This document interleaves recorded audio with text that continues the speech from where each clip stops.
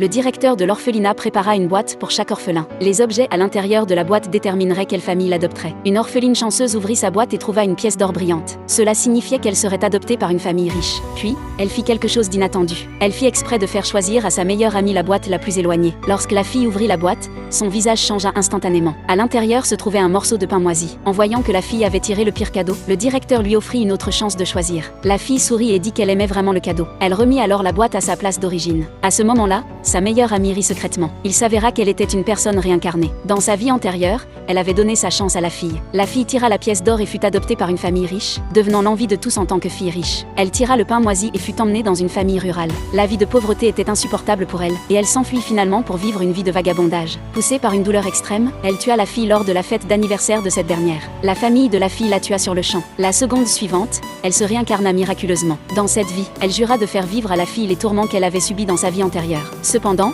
elle ne savait pas que la famille qui avait tiré le pain était en réalité de statut plus élevé que celle qui avait tiré la pièce d'or. Cette famille avait délibérément prétendu être pauvre pour tester le caractère de leur fille adoptive. Ils croyaient qu'une vie simple avant que leur fille atteigne l'âge adulte aiderait à renforcer les liens familiaux. Bientôt, le directeur emmena les orphelins rencontrer leurs familles adoptives. La meilleure amie reconnut immédiatement le couple riche. Avant que le directeur ne puisse les présenter, elle se précipita pour les saluer respectueusement. Ainsi, elle devint la fille riche qu'elle avait toujours désirée. Après que la fille eut tiré le pain, elle s'approcha du couple le plus riche, habillée en vêtements de travail de fermier. Elle ne méprisa pas la famille pauvre, disant qu'elle pourrait mener une bonne vie grâce à son travail. Voyant la fille aussi obéissante, le couple le plus riche était très heureux. Pour rendre leur apparence de pauvreté encore plus convaincante, ils firent changer leurs deux fils en vêtements simples, et même prirent un tracteur pour aller chercher leur fille adoptée. La meilleure amie se moqua de la fille, disant que son avenir serait très difficile. Mais la fille ne le pensait pas ainsi. Elle croyait que tant que la famille travaillait dur, ils vivraient heureux. Plus tard, le couple le plus riche emmena la fille dans la maison qu'ils avaient déjà achetée pour elle. Les deux frères s'inquiétaient que leur sœur ne s'y habitue pas. Mais à sa grande surprise,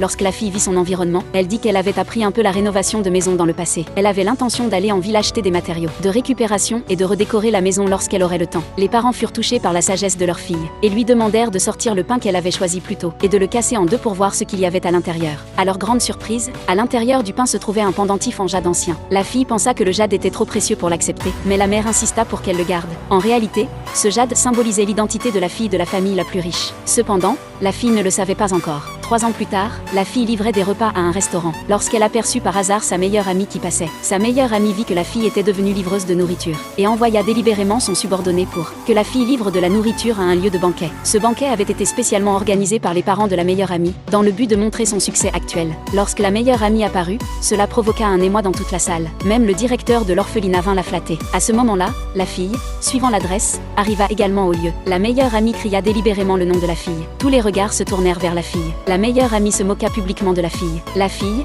ne voulant pas s'impliquer, tourna les talons pour partir. Mais la meilleure amie l'appela pour qu'elle revienne, disant qu'elles venaient toutes les deux de l'orphelinat, et que la fille devait faire un don lors du banquet de charité de ce soir. La meilleure amie annonça alors qu'elle ferait un don de 3 millions de dollars à l'orphelinat. Le directeur saisit immédiatement sa main et la remercia. La fille, n'ayant pas d'argent, proposa de faire un don d'un panier de légumes frais et sains qu'elle avait apporté. Le directeur pensa que c'était trop honteux et donna un coup de pied dans le panier de légumes pour le renverser. À ce moment-là, un serveur remarqua soudain que le pendentif en jade que portait la fille était exactement le même que l'héritage familial de la famille la plus riche.